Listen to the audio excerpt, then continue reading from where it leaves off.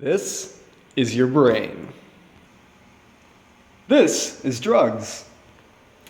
This is what happens when you don't put your brain on drugs. Oh, fudge.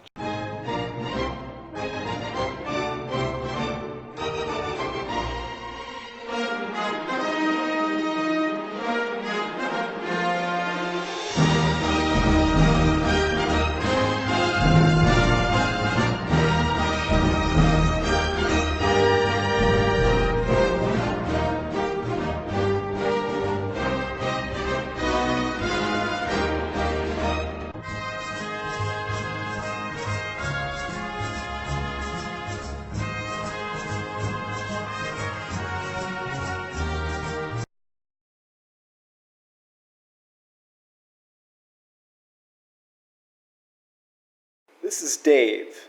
Hi, Dave. Dave is your regular, all-American kind of fella. Well, one day, on Dave's way to work, he sees a young little boy fall off his bicycle. Oh no! Dave runs right over to the little boy and helps him up. Good on you, Dave. So, that day after work, Dave gets home that evening and starts to feel a little bit under the weather. He decides, instead of going out to see all of his friends, he decides that he's going to stay in. Dave wakes up the next morning and feels rather awful. Dave stays home from work that day and eventually falls asleep. The next morning, Dave wakes up dead.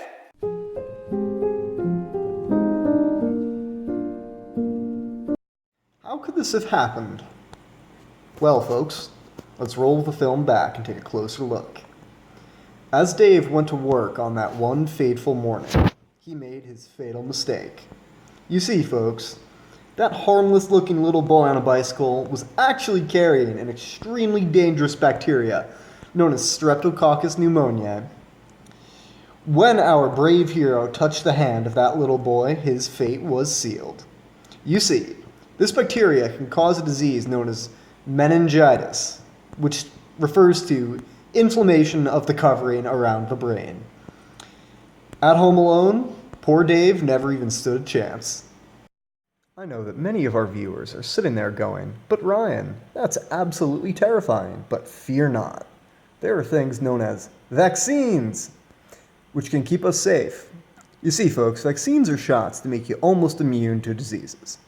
You see, imagine you have a guard dog that only finds out if somebody's dangerous after they have already gotten inside your house, and then has to run inside and go bite the guy. Your body works in a similar way. Your body only gets ready to fight something after that something has already gotten inside. Vaccines work by taking a piece of that bad guy and showing it to the immune system, the equivalent of the guard dog, before the real thing can get inside. So if that bad guy comes back for real, your immune system is ready for the knockout blow. So, what does all this mean? Well, there is a vaccine that protects against streptococcal pneumonia.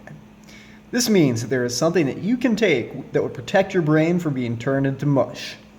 This is your brain with the vaccine, and this is your brain without. If little Henry McStick had been vaccinated, he would not have been able to infect our hero. If David had been vaccinated, he would not have been able to get the disease, nor the meningitis, and he would still be with us today.